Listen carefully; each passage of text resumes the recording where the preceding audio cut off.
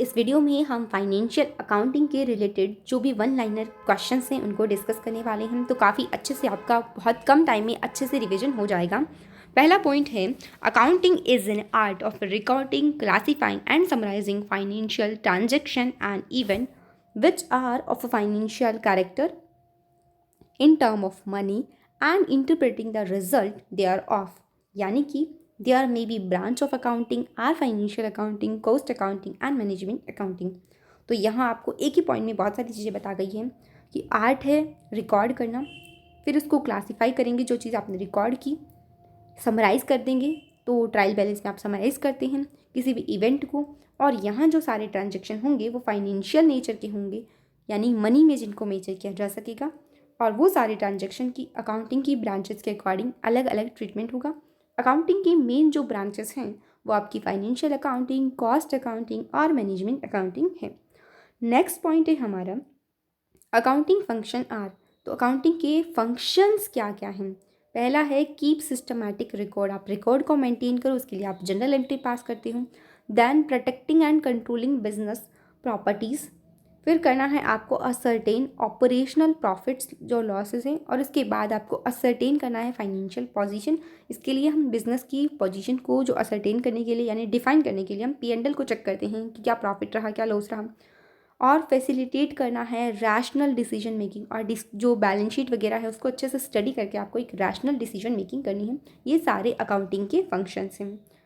इसके बाद हमें नेक्स्ट पॉइंट देखना है information to different interest parties. तो आपकी जो भी अकाउंटिंग इन्फॉर्मेशन है, यहाँ एक बात बहुत इंपॉर्टेंट है कि अकाउंटिंग इज़ अ लैंग्वेज। किसकी लैंग्वेज है? बिजनेस की लैंग्वेज है अकाउंटिंग। यूज़ करते हैं हम कम्युनिकेट करने में, फाइनेंशियल और इन्फॉर्मेशन होती हैं ताकि हम अपने डिफरेंट यूज़र जो हैं जो कि हमारे बिजनेस में इंटरेस्ट रखते हैं, जैसे कि honours, managers, creditor, investor, researcher, government, इनके लिए हम डेटा प्रोवाइड करवा सकें। तो वो फाइनेंशियल डेटा अकाउंटिंग की लैंग्वेज में जो है हम प्रोवाइड करवाती हैं। नेक्स्ट पॉइंट है हमारा accounting information should be relevant reliable. आपकी इन्फॉर्मेशन कैसी होनी चाहिए? रिलेवेंट हो, रिलायबल हो, कंपैरेबल हो, अंडरस्टैंडेबल हो, और टाइमली आप उस इन्फॉर्मेशन को प्रोवाइड करवा सकें। उसके साथ ही नेचुरल हो, आर्टिफिशियल आप कोई भी इन्फॉर्मेशन अपने मन से ना बनाएं, और उसे वेरीफाई किया जा सके, कंप्लीट हो। तो ये है आपकी जो भी इन्फॉर्मेशन हो किस तरह की नेचर की होनी चाहिए। नेक्स्ट है accounting can be based on, और आपकी अकाउंटिंग किस तरह, दो बेसिस हैं हमारे पास, चाहे तो हम कैश बेसिस यूज़ करें और एक्रूवल बेसिस। जनरली जो प्रोफेशनल लोग होते हैं, प्रोफेशनल में हम कैश बेसिस को यूज़ करते हैं, और बाकी जो बिजनेस कंसर्न होती हैं वो एक्रूवल बेसिस को फॉलो करती हैं। In case system accounting entries, case system में अकाउंटिंग एंट्रीज पास तभी की जाएगी only when cash is receive, यानी आपने कैश या तो रिसीव कर लिया हो या आपने कैश का पेमेंट कर दिया हो तो आप उसको एंट्री कर लेंगे। और एक्रूवल में क्या हो जाएगा? ट्रांजैक्शन रिकॉर्ड तभी कर लिया जाएगा जब या तो पेमेंट ड्यू हो गया हो या पेमेंट रिसीव होने के लिए क्या हो, आप लाइबल, आप रिसीव करने के लिए राइट रखते हो। नेक्स्ट पॉइंट से हमारे लिए book keeping is different from accounting, यानी बुक रखना अलग है और उसकी अकाउंटिंग अलग है। अकाउंटिंग जैसे ING लग गया तो ये एक प्रोसेस हो गई, यानी कि बुक कीपिंग की प्रोसेस को हम अकाउंटिंग कहते हैं। और बुक कीपिंग क्या है? जो जनरल बुक्स होती हैं जिसमें हम एंट्रीज वगैरह लिखते हैं वो हो गया आपका book keeping. Book keeping is concern with the permanent recording और maintaining all transaction in a systematic manner to show their financial effect. आप एक सिस्टमैटिक मैनर में सारी फाइनेंशियल इंफॉर्मेशन को अपने पास रखते हैं ताकि उसका इफेक्ट आप अपने बिजनेस पे चेक कर सकें। जबकि अकाउंटिंग जो है वो कंसर्न होती है समराइजेशन। यहाँ हमने बात की सारे ट्रांजेक्शन की, यहाँ क्या है? समराइजिंग फॉर्म है ऑफ द रिकॉर्डेड ट्रांजेक्शन। तो जो रिकॉर्डेड किए गए ट्रांजेक्शन बुक कीपिंग में है उसके बेसिस पे समराइजिंग है, वो आपकी अकाउंटिंग कहलाती है। नेक्स्ट है accounting principle are guidelines to establishment standard for sound accounting practices and procedure in reporting the financial status of a business। तो जो भी अकाउंटिंग प्रिंसिपल और गाइडलाइंस होते हैं, स्टैंडर्ड्स होते हैं, वो बताते हैं कि साउंड अकाउंटिंग प्रैक्टिसेस कैसे आप प्रोसीजर को यूज़ कर सकते हैं, किस तरह के आपके फाइनेंशियल स्टेटस बिजनेस के लिए कौन से प्रिंसिपल, कंसेप्ट्स और अकाउंटिंग कन्वेंशन किस तरह आपके बिजनेस को इफ़ेक्ट करेंगे, कौन से कंसेप्ट को किस तरह लगाना है, कौन से कंसेप्ट किस तरह का इफेक्ट डालते हैं, ये सारी बातें अकाउंटिंग प्रिंसिपल के अंदर आती हैं। उसके बाद है अकाउंटिंग कॉन्सेप्ट जो है वो बेसिक अजम्पशन होते हैं। उसके बेसिस पे आप अपने फाइनेंशियल स्टेटमेंट जो भी बिजनेस एंटिटी है वो अपना प्रिपेयर करती हैं। तो ये बेसिक अजम्पशन होते हैं।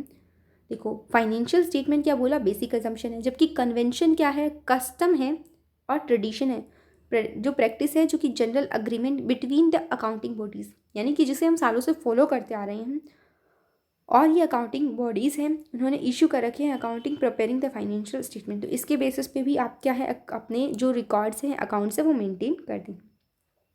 सम ऑफ इम्पॉर्टेंट अकाउंटिंग कंसर्न, कुछ अकाउंटिंग कंसर्न बिजनेस एंटिटी, जैसे कि कौन से कॉन्सेप्ट्स के नाम हैं। तो यहाँ आपको कुछ नाम गिवन हैं।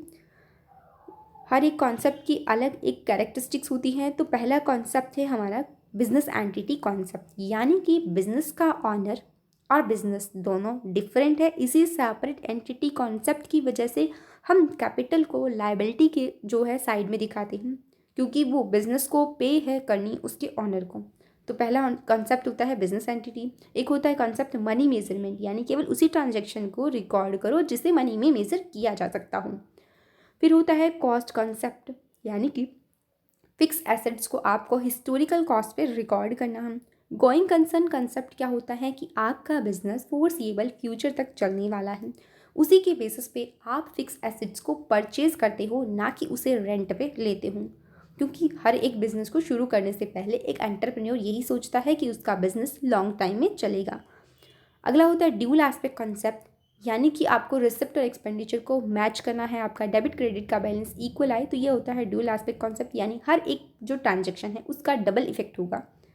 फिर आएगा रियलाइजेशन कॉन्सेप्ट, यानी जो चीज़ आपको रियलाइज़ हो जाए, जिसे आप मनी में मेजर कर पाएँ, वो यहाँ रिकॉर्ड आएगी। एक्रूवल कॉन्सेप्ट है, या तो ड्यू हो गया हो या राइट का आपको रिसीव करने का राइट क्या हो चुका हो, आपके पास आ चुका हूँ, उसके बेसिस पे आपको है एंट्री करनी है। अकाउंटिंग पीरियड कॉन्सेप्ट है, सारी जो भी ट्रांजैक्शन की रिकॉर्डिंग होगी, तो वो सारे ट्रांजैक्शन आपके एक पर्टिकुलर पीरियड से रिलेटेड होंगे। वो फाइनेंशियल ईयर हो सकता है, वो आपका कैलेंडर ईयर हो सकता है। तो अकाउंटिंग एक स्पेसिफिक टाइम पीरियड के लिए की जाती है। हर एक अकाउंटिंग जो है वो अलग अलग टाइम पीरियड के लिए मतलब इस साल की अकाउंटिंग अलग जो होगी, दूसरे साल की अकाउंटिंग आप सेपरेट बुक्स में करेंगे। तो यहाँ अकाउंटिंग आपकी पीरियड कॉन्सेप्ट के बेसिस पे होती है। फिर होता है रेवेन्यू मैच कॉन्सेप्ट, तो यहाँ हम रेवेन्यू रिकग्निशन के प्रिंसिपल्स को देखते हैं। अगला है अकाउंटिंग के कन्वेंशन, इसमें क्या है कंसिस्टेंसी, डिस्क्लोजर, कंजर्वेटिव और मटीरियलिटी, ये 4 कन्वेंशंस हैं। तो एमसीक्यू में क्वेश्चन बन सकता है इनमें से कौन सा अकाउंटिंग का कन्वेंशन नहीं है। कंसिस्टेंसी का मतलब है जो बिजनेस में आपने पिछले साल मेथड्स पॉलिसीज़ फॉलो की वो आगे भी आप फॉलो कर रहे हैं। फिर होता है डिस्क्लोजर कि आपको हर एक मटेरियल फैक्ट को डिस्क्लोज करना है, ताकि आपके बिजनेस में जो भी स्टेक होल्डर इंटरेस्ट रखता है वो अच्छे से डिसीजन ले पाए आपके फाइनेंशियल स्टेटमेंट को पढ़ने के बाद। कंजर्वेटिज्म बोलता है कि आप लॉसेस के लिए पहले से प्रोविजन बना के चलें, लेकिन प्रॉफिट्स को तभी रिकॉग्नाइज करें जब एक्चुअल में आप वो प्रॉफिट कमा चुके हैं। फिर होता है मटीरियलिटी कॉन्सेप्ट, यानी केवल आपको जो इम्पॉर्टेंट आइटम है जिस वही दिखाने, ऐसे नहीं कि छुटपुट खर्चे भी आप दिखाने लग जाएं। मान लीजिए आपने कोई स्टेपलर खरीदा तो उसे फिक्स एसेट में आप नहीं दिखाएंगे, केवल मटीरियलिटी की चीज़ें हैं वही आप शो करेंगे फाइनेंशियल स्टेटमेंट में। अगला पॉइंट है हमारा अकाउंटिंग कंसेप्ट के बाद अकाउंटिंग स्टैंडर्ड्स होते हैं। आर रिटन पॉलिसी डॉक्यूमेंट होते हैं, इशू किए जाते हैं एक्सपर्ट अकाउंटिंग बॉडी और गवर्नमेंट और एनी अदर रेगुलेटरी। जनरली ये जो स्टैंडर्ड ऑन ऑडिट अकाउंटिंग होती हैं वो हमारा ICAI यानी कि इंस्टीट्यूट ऑफ चार्टेड अकाउंटेंट ये है ऑडिटिंग स्टैंडर्ड इशू करता है।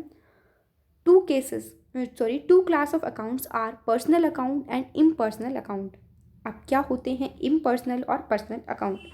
इम्पर्सनल अकाउंट होते हैं जो कि फर्दर क्लासीफाई किए जाते हैं रियल और नॉमिनल अकाउंट्स में। अकाउंटिंग इक्वेशन रिप्रेजेंट करती हैं, यानी अकाउंटिंग इक्वेशन क्या होती हैं, assets equal to obligation, capital और लाइबिलिटी। तो जब कैपिटल प्लस लाइबिलिटी बराबर एसेट, तो ये हमारी होती है इक्वेशन। नेक्स्ट है अकाउंटिंग साइकिल, इंक्लूड करता है अकाउंटिंग साइकिल में सबसे पहले आइडेंटिफाई करेंगे, देन रिकॉर्ड किया जाएगा, फिर क्लासीफाई, फिर समराइजिंग, और ये सारे आपके हो गए अकाउंटिंग साइकिल के parts.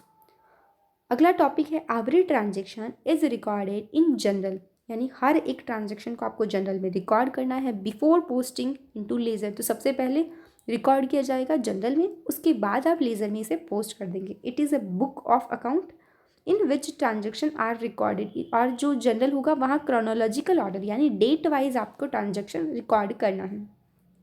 Recording is the journal in the journal is done follow the rule of a debit credit. और जब आप जनरल में रिकॉर्डिंग करेंगे तो आपको डेबिट और क्रेडिट का रूल फॉलो करना है। जो चीज़ आती है उसे नाम करेंगे, जो चीज़ जाती है उसे जमा करेंगे। जो गोल्डन रूल ऑफ अकाउंटिंग है 3, वो आपको फॉलो करने हैं। फिर आता है पोस्टिंग इज़ द प्रोसेस। तो पोस्टिंग एक प्रोसेस है। रिकॉर्डिंग ट्रांजेक्शन को लेज़र में पोस्ट करने के बाद एंट्रीज इन द जर्नल, तो जो जर्नल में एंट्री की गई है उसके आपको नेचर के बेसिस पे अलग अलग लेजर में पोस्ट करना है। जैसे कि परचेज लेजर में परचेज के सारे आइटम चले जाएंगे, क्रेडिट सेल्स लेजर में जो सेल्स के आइटम है वो चले जाएंगे। तो अकॉर्डिंग टू ट्रांजेक्शन की नेचर की आपको उसे पोस्टिंग कर देनी है। फिर है हमारा the main function of a ledger is to classify और short out all item appearing in general. तो जो भी जनरल में आपके आइटम आ रही हैं उसे आप क्या कर लेंगे, शॉर्ट आउट कर लेंगे क्लासीफाई करने के लिए। सब्सिडरी बुक्स में होगी और अप्रोप्रिएट अकाउंट आपको चूज़ करना है। एंड ऑफ अकाउंटिंग पीरियड आप क्या करेंगे, उसकी समरी बनाएंगे, और ताकि आपके पास एक समरी होगी तो आप देख पाएंगे। और इस समरी को हम ट्रायल बैलेंस बोलते हैं। इसमें क्या होता है, जनरली हर एक लेज़र अकाउंट का बैलेंस होता है। Balancing of ledger account involve equalisation both side. तो जो भी आपका बैलेंस आएगा ना लेज़र साइड का, दोनों साइड का डेबिट और क्रेडिट साइड वो इक्वल होगा। अगर किसी तरह का डिफरेंस है, अमाउंट की शॉर्टेज है, तो सस्पेंस अकाउंट से उसे पूरा किया जाता है। वेरियस सब्सिडरी बुक्स, और सब्सिडरी बुक्स कौन कौन सी होती हैं, purchase book, sales book, purchase return, sales return, bills receivable, bills payable और कैश बुक। ये आपकी 7 टाइप की क्या हो गई, सब्सिडरी बुक्स हो गई। उसके अलावा पैटी कैश बुक होती है जिसमें मेंटेन किया जाता है imperfect system of petty cash, यानी कि आप क्या करते हैं, छुटपुट के जो खर्चे होते हैं उसके लिए अलग से एक कैश जो है रखते हैं, ताकि जो डेली रूटीन में खर्चे होते हैं उसको मिट आउट किया जा सके। फिर होता है हमारा जनरल लेज़र या इसमें सॉरी जनरल जर्नल। तो जर्नल और यहाँ क्या होता है, जनरल प्रॉपर मेंटेन किया जाता है रिकॉर्ड करने के लिए ट्रांजैक्शन को। No other appointment subsidiary book, उनके लिए जो ऊपर के 7 सब्सिडरी बुक में नहीं आए वो सारे आइटम यहाँ आ जाएंगे हमारे जनरल प्रॉपर में। ट्रायल बैलेंस प्रिपेयर किया जाता है जब आपने पोस्टिंग का स्टेज कंप्लीट कर लिया हो। तो सारी पोस्टिंग को वेरीफाई करने के बाद अर्थमेटिकल एक्यूरेसी चेक करने के लिए हम क्या बनाते हैं, ट्रायल बैलेंस बनाया जाता है। इसके बाद हम ये सारे पॉइंट्स हमारे फाइनेंशियल अकाउंटिंग के रिलेटेड थे। आने वाले वीडियो में कॉर्पोरेट अकाउंटिंग के भी MCQ जो 1 लाइनर है उनको यहाँ डिस्कस करेंगे। इस वीडियो में इतना ही। Thank you so much.